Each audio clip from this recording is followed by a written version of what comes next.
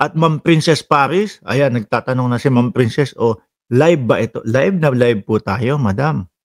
Doon sa sose mo na sabi mo wala ka ni isang campaign donor pero sasabihin mo afterwards meron pala. So yung siguro iniisip niya, ay panalo na naman, hindi na nila ako mapapatanggal dito.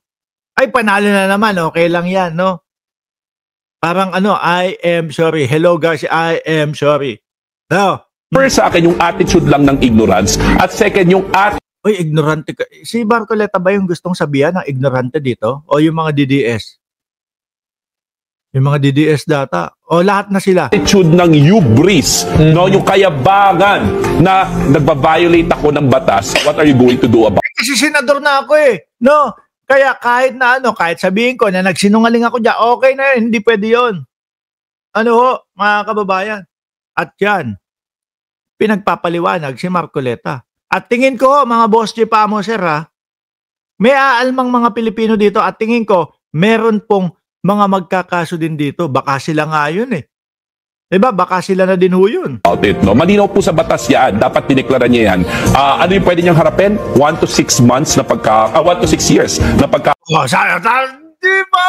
Sabi ko sa inyo, kayang umabot ng 6 na taon ng pagkakakulong kung sakali itong si Marcoleta. Sino po ang gusto magpakulong? Sila, ako, tayo. Dahil nga, ginugunggong tayo eh. Diyo ba? Ginugunggong ho tayo, mga kababayan. Ginagawa tayo na ignorante. Pakulong at diskwalifikasyon, no? Kailan kaya yun? Ano yun nyo na? Isama nyo na din bago magpasko. Diba, Crisandro Sasot? Gawin na din bago magpasko. Maganda pong pamasko sa mga Pilipino. Iyan. No? Pwedeng ma-disqualify. Dapat na ma-disqualify kasi hindi po natin pwedeng payagan na may bumababoy sa ating batas. Correct. Kung mapansin ho natin, si Marcoleta, lahat na lang po binabali. Lahat na lang po tingnan nyo, ginawa, binababoy yung batas. Tapos papayagan na lang natin just because we believe na makapangyarihan siya coming from a religious sect, no? Di ako, ang gagawin ko, kung sakali na ako ay tatakbo, mga kababayan, ha, sa pagkasenador, siyempre ang iisipin ko, naku, pag sinungalingan ko na lang ito, okay lang. Kung hindi naman ako manalo, hindi na ako nila hahabulin eh. Dito sa sinabi kong kasinungalingan eh. Kung manalo naman ako, senador na naman din ako, hindi na nila ako kakayanin. Yan ang tingin kong tumatakbo sa utak ni Marcoleta. Dadayain ko na lang to, pepekein ko na lang to, or iaano ko na lang, pagsisinungalingan ko na lang to. Kung matalo ako, hindi na ako nila hahabulin. Talo na nga ako eh. Diba? Wala nang sa yun. Kung manalo ako, senador na ako. Hindi nyo na ako kakayanin.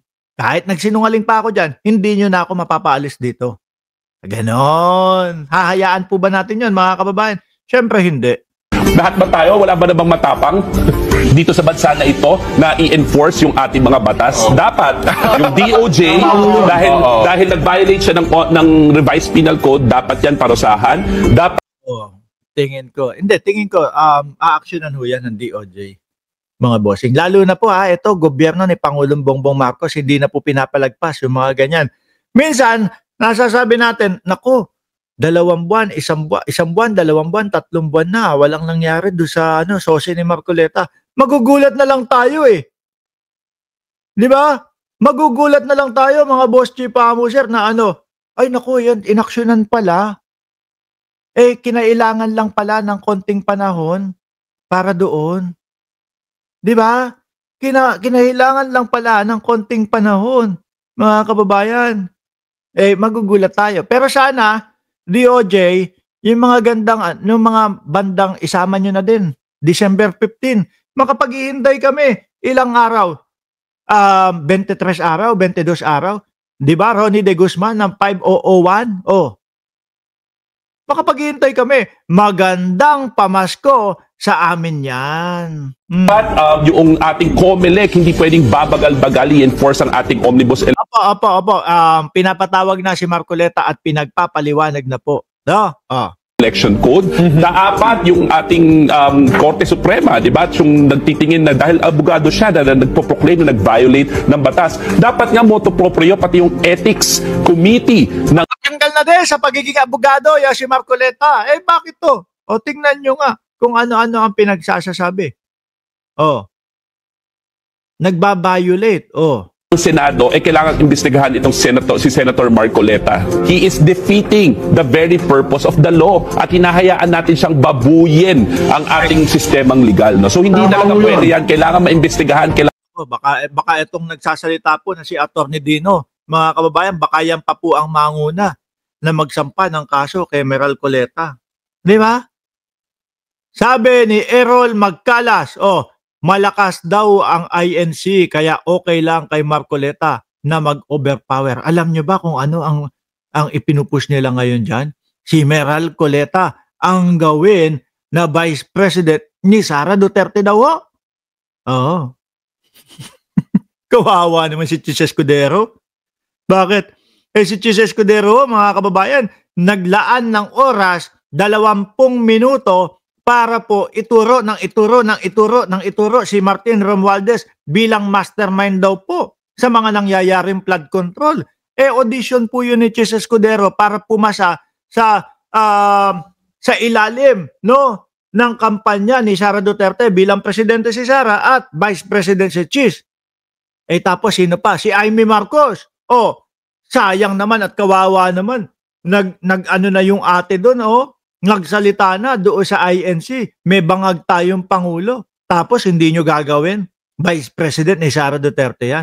Hindi. Kasi naman mga kababayan, nakikita talaga ng mga DDS at nakikita ng mga Duterte na itong si Marcoleta talaga ang karapat-dapat para mag-Vice President sa kanila. Bakit? Tingnan nyo, pati nga Diskaya gusto na gawing state witness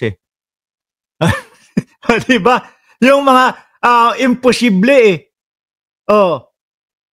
pilit na isinisiksik ni Marcoleta di ba? So, para sa akin mas panalo yung audition ni Marcoleta kesa po kay Chis Escudero, kesa po kay Amy Marcos. Tsaka ang haba na simula pa lang ng Senate Blue Ribbon Committee iniiwas na ni Marcoleta ang mga Duterte na babanggit diyan sa mga flood control. Kung maalala nyo mga kababayan, may tinatanong si Senator Tulfo doon sa mga Diskaya, nabanggit 2019, agad pinigil ni Marcoleta. Hindi tayo, iba na pag-usapan. Diba? Para sa akin, si Marcoleta, ang gawin nilang Vice President ni Sara Duterte. Yun ay, masakit to mga DDS pero ipinatawag ko talaga kayo para marinig niyo to. Yun ay kung si Marcoleta at si Sara Duterte magpe-Pebrero na naman. May bago na namang ipapasok para sa impeachment ng Vice Presidente. Itutuloy yan kasi hindi naman nila nasagot yung impeachment dati, 'di ba? Yung una, tapos na yung 1-year ban. Ang tanong wala na yan. Malabo na maipaudlot pa nila yan. Kasi ang pinagmamalaki naman ng mga DDS, mga kababayan, nai-archive o wala na yung impeachment ni Sara Duterte. Pinagmamalaki nila na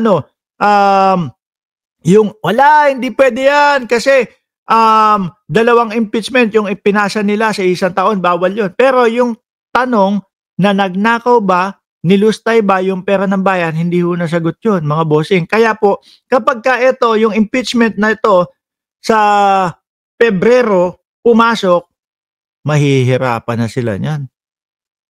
Di ba? Kasi kailangan na po nilang sagutin yan. Ready yung mga ebidensya. Ready yung mga nagsasabi na nabigyan kami ng 25 to 50,000 na nakasobre ng kulay puti, itinago pa yung sobreng puti. Ready yun. Paano yun?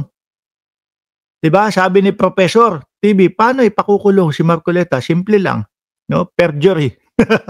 Pagsisinungaling niya doon sa SOSE. Mga DDS, ano tawag niyo doon?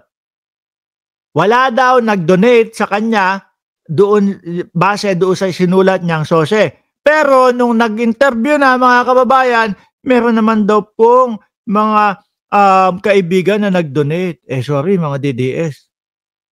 Pagsisinungaling yun sa sinumpaan niya doon sa sose. Mga kababayan. Sorry ha, uy, wag kayong ano. At 1 taon hanggang 6 na taon ang posibleng pagkakakulong ng perjury. Ang pagsisinungaling doon sa sinumpaan mo. Yari na. At ihahabol ko pa. Kapag ka eto, hindi siya nakalusot, sorry, lalabo yung gusto nyong mangyari na maging vice-presidente, si Meral Coleta.